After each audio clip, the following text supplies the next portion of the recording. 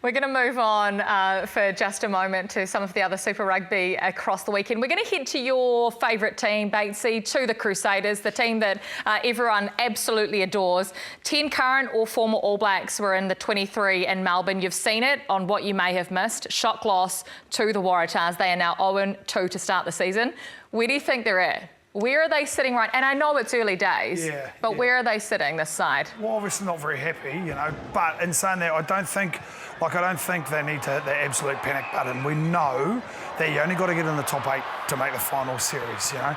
And what you've also got to realise is they have lost a lot of player power, which a lot of teams have, but they've also lost a lot of coach power, like an unbelievable amount of coach power. The one thing that's probably a little bit concerning for them at the moment is you look at the game on the weekend, I think they had a charge down try, an intercept try and a ruck turnover try, which are all, the other team didn't have to do much for that, which is very un-Crusader-like. And that's probably the issue at the moment. They get rid of one of those or two of those, which never really happen. The game's a different story. So they're not sitting pretty at the moment, but I don't think there's huge alarm for, you know, too much alarm, but they'd want to put a win on the board pretty quickly. Yeah, how much do you read into early Super Rugby form? We know that the Crusaders are typically slow starters, but this is a side that just does not make excuses, do they, for mistakes and discipline? No, not at all. But I agree with Batesy. There's no need for panic stations. When I watch this team play at the moment, they're trying a lot of things. They're trying new kind of style of play. I think sometimes they just need to go back to basics, especially the injuries they've had in really key positions as well. You know, they've got a really young 9 and 10 in there at the moment. They've got good players around them, but perhaps, you know, just peeling the game back to basics and do the basic things well, which the Crusaders have always done, will cut out all those silly mistakes and penalties and stop the other team's scores from rolling. A young 9 and 10 Charles, who you've had a bit to do with. They still call me Miss. Yeah, I taught Noah Hotham and Taha Kemera at Boys High, just great kids they were, and I still call them kids because they are so young and they've played together right through high school. It's a huge step up though, isn't it, for Super Rugby, and I have no doubt these two are the future of the game. They're going to be incredible players. But they do need the support around them at the moment. Just in the last week alone, they've lost Tamaiti Williams, probably for a significant amount of time. They lost Rivers Reihana, who was their second choice first 5 as well. Can they keep surviving more injuries? Oh, you just hope that, I guess, the injury toll starts to turn, you know, and in all honesty, I think everyone knows that the Crusaders they've been the benchmark for the last few years, and the systems and the structure and the qualities are still there. And agree, it's only been a couple of weeks, so I don't think you need to hit the panic stations because there's so much quality within that organisation that I know they'll get it right. And in all honesty, they head to Fiji, and when you're on tour as well, as we all know, it does bring you closer together as well. You know, it's just you that you have to search for the answers for within the inner circle, and I think they'll go away. And it's not going to be an easy game against the Drua in Fiji, but I think you'll see a completely different side next week. Yeah, very, very difficult conditions to go and play in Fiji, we know that. But there have been some bright spots for you. Chelsea Sevu-Reece has stood out. Jamie Hanna's been another one for you, Batesy.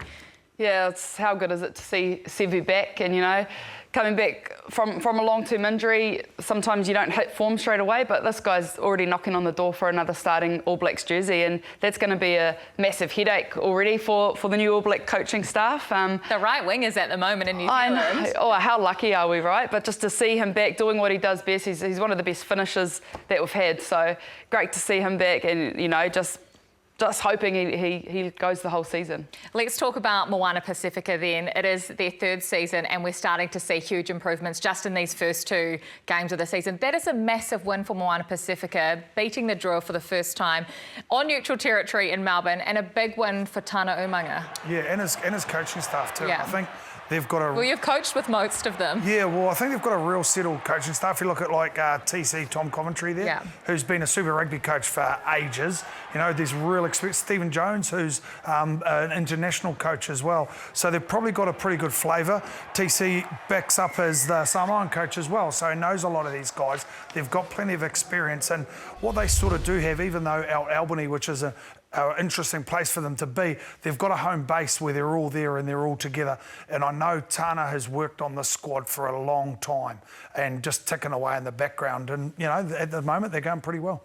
What was Tana like as a player and what was he like as a coach? Is he the sort of no BS kind of person? He's quite quiet. Be quiet. He's not a yeller, he's not a screamer or anything like that, you know.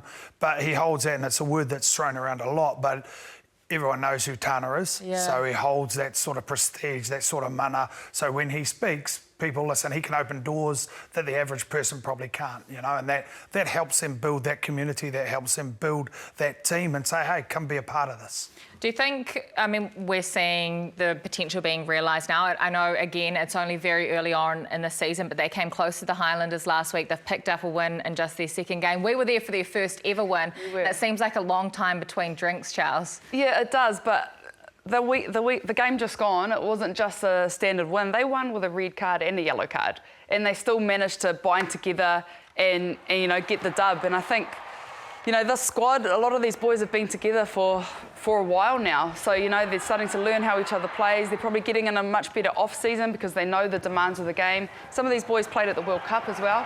And then you bring in a great All Black into the mix, and just having him in there. I know one person doesn't change the game, but one person in a team like this that can go in and he'll have super high standards and he'll expect a lot out of these boys. So having Julian Savia in the team as well, I think, you know, the boys are going to learn so much off him as well. Yeah, Julian, someone that you've played with and been coached by Tom Coventry as well. Yeah, absolutely. And you even see the impact Jules had on the game last weekend down in Dunedin. He was immense. And what I was really impressed with, it was for the full 80 minutes. He was hungry. He wanted the ball. He wanted to galvanise the group and say, look, follow me, boys.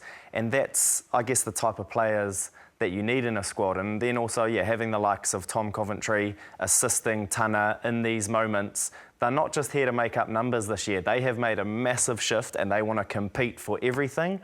And even the unity within the squad, you can see it. Could you say the same about the Highlanders then? Have they now turned a corner? Are we starting to see their potential released? I know that they didn't beat the Blues, but is it close? It's been 17 straight games since they've beaten a New Zealand opposition. Can you see it happening this year?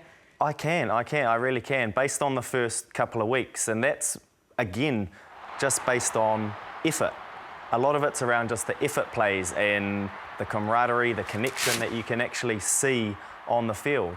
And then they've got some star power all across the park as well. There he is. That guy. That guy I was going to highlight. I think he's had an outstanding start to the season. Falau Fakatava, obviously, even himself coming off a pretty serious injury and wanting to obviously be in higher honours, but he knows he's got to do it at Super Rugby level first, and he's really shown it in the first couple of weeks. Form 9 in the competition right now for Falau Fakatava, is he? Yeah, I think so. And yeah, I mean, he's been under Aaron Smith's wing for a long time now, and I take my hat off to him because he could have gone to another franchise and probably got more game time and more starts. He chose to stay under the guidance of the best 9, you know, that one of the best 9s to ever do it. And now he just gets to unleash. He knows he's the starting 9, getting lots of game time, and he's playing with confidence. And that combination, that very unlikely combination between Falau Fakatava and Reece Patchell just seems to be working in these first couple of weeks, and I'm excited to see how they complement each other moving forward in the season. They obviously saw something in the Highlanders. They saw something in the Blues' short side defence. Yeah. I don't know what they saw, but they caught them out twice in that first half, you know. So they saw something there and they were able to execute on it. So isn't that a shown of a bit of unity from the team? This is what we see, this is what we're going to do, and then this is how we execute it, and they execute it. So well done to them. I think another stat quickly, sorry, Kirst, with the Highlanders is they've had to make almost double the amount of tackles in the last 2 weeks compared to their opposition, and they are over 90% success rate, I think. So defence is a big part of at 93, is it? There you go. Stats team. Stats, yes. That is attitude personified right there, and that's where you can see the unity within the group. Let's just go around the table. Who do the Highlanders beat the Kiwi Drought against? Cruds, who was it, mate? Tell us. Come on, Switzerland. The Canes. Is it the Hurricanes, is it? Who is it? Who did they break their drought against? The Blues. Ooh. Well, I'm not going to say the Chiefs, am I? I feel like the last one they won might have been against the Chiefs, was it? Can we get the stat on that? But I'm gonna. I thought you'd have it, judging by your defence stats. I'm gonna go the Crusaders probably. You're gonna go the the Battle of the Crusaders. South. I think they'll get up for that one and potentially tip them up. And just quickly before we move on, because you mentioned the Blues, and we've got to give the Blues a bit of credit for their first 2 weeks as well. Zahn Sullivan. Yeah. In absolutely everything now that he's getting more game time, isn't he? Yeah, I've been so impressed by him the start of the season. I think, you know, obviously Beauden Barrett's not there anymore, so he's not kind of just waiting for, you know, scraps of game time and behind him. He knows he is the form 15 in the team, and I think that's giving him confidence. But this guy, what can't he do? Like that hit on Timothy Tavatavanawai, he was running full steam ahead, and Zahn Sullivan, like, I thought his shoulder should have popped out after that. He hit him so hard. It was so impressive. But not only that, there's his left boot. You know, he directs the team around the field well, and he's looking very confident and very comfortable in that 15 jersey.